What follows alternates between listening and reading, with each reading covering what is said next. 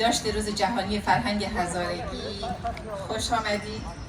امروز ما از طرف انجمن کلبه دوست با همراهی و حمایت همیشگی شهرداری شهر الفقوی و در کنار یاران با وفایمان اعضای فدراسیون انجمن‌های هزاره در فرانسه و انجمن بامیکای آلزاس گرد هم آمدیم تا روز فرهنگ هزارگی را پاس بداریم و تجلیل کنیم، فرهنگی که ریشه های ما و چراغ اتحاد ماست. همچنین خیر مقدم عرض می‌کنم به حضور مهمانان گرامی ما، دکتر سردار محمد رحیمی، آقای صالح احمدی و نمایندگان انجمن‌ها، بزرگان فرهنگی که با عشق و احترام امروز در کنار ما هستند. امروز در کنار هم می‌رقصیم، دنبوره می‌زنیم، موسیقی هزارگی گوش‌هایمان را نوازش خواهد کرد و زیبایی‌های فرهنگ خود را جشن می‌گیریم. در حقیقت حافظه تاریخی خود را فرا می‌خوانیم. امروز لباس‌های زیبای هزارگی ما و رنگ‌های شاداب، غذاهای هزارگی که بوی خانه مادری است و دنبوره صدای دل و نوای تاریخ ماست. لهجه هزارگی نشانه زنده ماندن زبان ما و رقص‌های ما فقط حرکت بدن نیست، مقاومت جسم و روان ما در برابر حذف، رنج، تبعیض و محرومیت‌های تاریخی است که بر مردم ما گذشته. گرد همایی امروز حول محور شناسایی و معرفی هویت هزارگی بین جامعه فرانسه و برای نسل دوم و به رسمیت شناسی روز فرهنگ هزارگی در شهر الفقویل و فرانسه می‌گردد و امروز حضور شما خانواده‌های عزیز را و همچنین شهردار محترم شهر الفقویل و هیئت همراهشان که در کنار ما بودند و در راستای به رسمیت شناختن فرهنگ ما مراسمی انجام شد، در کنار شما جشن میگیریم. همچنین فرهنگ هزارگی در سالهای اخیر خوشبختانه در شهرهای مختلف جهان هرچه بیشتر و بهتر شنیده و دیده میشه.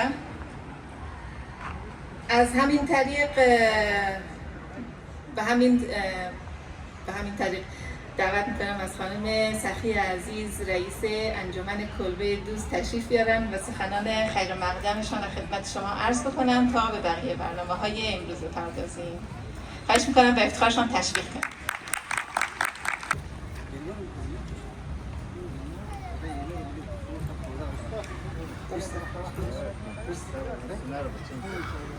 جمعیت هم زیاد جمع نشده، خب به هر حال هوا گرم است.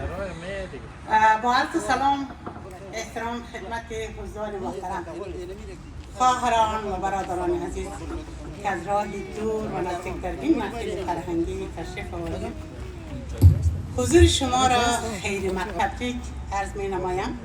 تشریف فرمای شما مایه افتخار و دلگرمی ماست. اما به طور ویژه هرچند شهردار آمد و بازم خیر مقدم میگیم و از کارش تشکر میکنیم که روزی فرهنگی هزاره ها را و امروز در شهر الفقویل یک رسمیت بخشی داد و بعد از این یا در این روز یا متفاوت با روزهای دیگر شاید مثلا مراسم گرفته شد ولی رسمی اعلام کرد. جای تشکری هسته، ما تشکر میکنیم از دکتر رحیمی و همچنین اعضای فدراسیون آقای داود شادان و دیگر دوستان و عزیزان و قومایی که در اینجا تشریف دارند به این محفل فرهنگی شکوه بخشیدن گرامی داشته و صمیمانه از آنان سپاسگزاری میکنم. امروز در اینجا جمع شدیم فرهنگ هزاره ها را تجلیل نماییم، روزی که نه تنها یک مناسبت تقویم بلکه نماد هویت ریشه و ارزش‌های دیرپای ماست. فرهنگی که در طول قرنها نسل به نسل همچون گنجینه گرانبها به دست ما سپرده شده. اما بیایید پیش از این هر چیزی مکس داشته باشیم بر معنای فرهنگ. فرهنگ تنها مجموعی از آداب و رسوم، هنر یا زبان نیست، بلکه روح یک ملت است.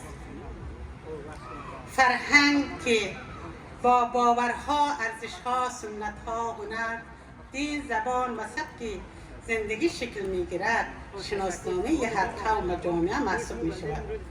در تاریخ مفاصل افغانستان فرهنگ ها به ویژه فرهنگ جامعه هزاره به طور سیستماتیک مورد هجوم و نابودی قرار گرفته، اما از دل کوههای سر به فلک کشیده، از میان غارهای همچون بودهای بامیان با بدن شکسته مانند شامامه سال 1000 سال هست که ایستاده و خود گواه تمدن ویران شده هست.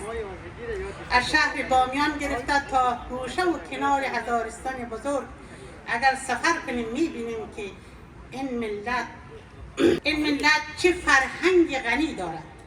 آثار باقی مانده هرچند در طول تاریخ بسیار از عناصر فرهنگیشان از بین رفته یا به حاشیه رانده شده، بازگو کننده یک حقیقت تلخ تاریخی است. اما در این حال یک جامعه پویا در حال تکاپو همیشه در تلاش هستند تا زنگ بیدار باش را به صدا درآورد و جامعه موظف است از این میراث گرانبها و فرهنگ باقی مانده پاسداری کند. به همین دلیل از خانم فاطمه عاطف نیز سپاسگزاری میکنیم که با ابتکارشان روز 19 می را روز فرهنگی هزارها نامگذاری کردند. بستر چنین روز را فراهم ساخته تا همه در سراسر جهان دور هم جمع شویم و به فکر و تأمل بپردازیم و برای بازخوانی یا